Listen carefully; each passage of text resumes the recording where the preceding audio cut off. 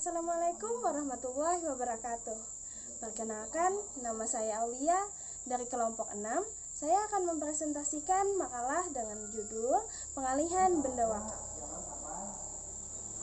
Wakaf adalah manahan harta yang dapat diambil manfaatnya beserta kekal zatnya dan dipergunakan bukan untuk tujuan maksiat. Berkenaan dengan harta wakaf. Harta wakaf harus memenuhi 3 unsur.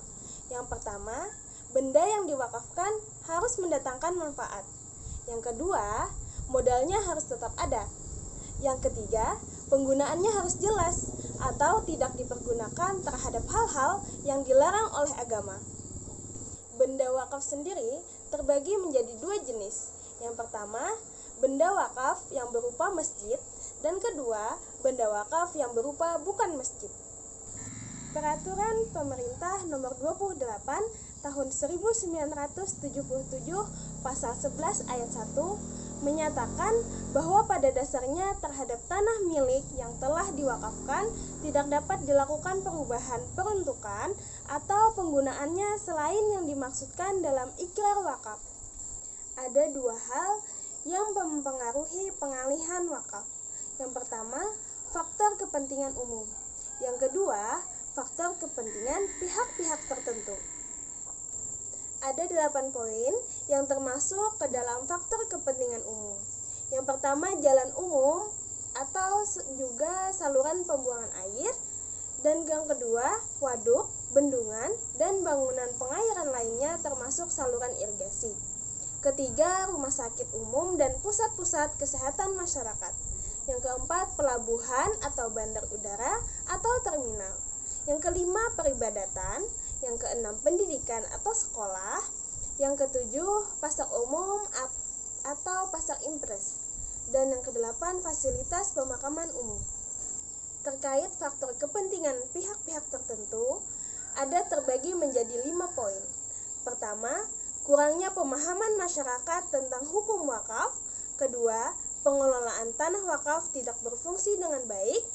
3. Tanah wakaf dialihkan untuk kepentingan pribadi berdasarkan sekelompok orang yang ingin menguasainya. Yang keempat, pemberdayaan tanah wakaf tidak produktif. Dan yang kelima, pengelolaan fungsi tanah wakaf tidak sesuai dengan ikrar wakaf. Pengalihan benda wakaf menurut pendapat ulama. Dalam pasal 225 kompilasi hukum Islam dikatakan bahwa pada dasarnya benda yang telah diwakafkan tidak dapat dilakukan perubahan, pengalihan, dan atau penggunaan lain daripada yang dimaksud dalam ikrar wakaf. Tetapi karena adanya alasan tertentu, perubahan benda wakaf dalam pasal 225 ayat 2 kompilasi hukum Islam menyatakan penyimpangan terhadap benda yang telah diwakafkan dilakukan perubahan atau penggunaan lain hanya dapat dilakukan setelah mendapatkan persetujuan tertulis dari Kepala Kantor Urusan Agama Kecamatan berdasarkan saran dari Majelis Ulama Kecamatan dan Camat, dan dengan alasan karena tidak sesuai lagi dengan tujuan wakaf seperti diikrarkan oleh wakif, dan karena kepentingan umum. Memanfaatkan benda wakaf berarti menggunakan benda tersebut, sedang benda asal atau pokoknya tetap tidak boleh dijual, dihibahkan atau diwariskan. Demikian pula secara prinsip ditegaskan dalam Undang-Undang Wakaf sebagaimana pasal 40 yang berbunyi, harta benda wakaf yang sudah diwakafkan dilarang untuk dijadikan jaminan, disita, dihibahkan, dijual, diwariskan, ditukarkan, atau dialihkan dalam bentuk pengalihan hak lainnya.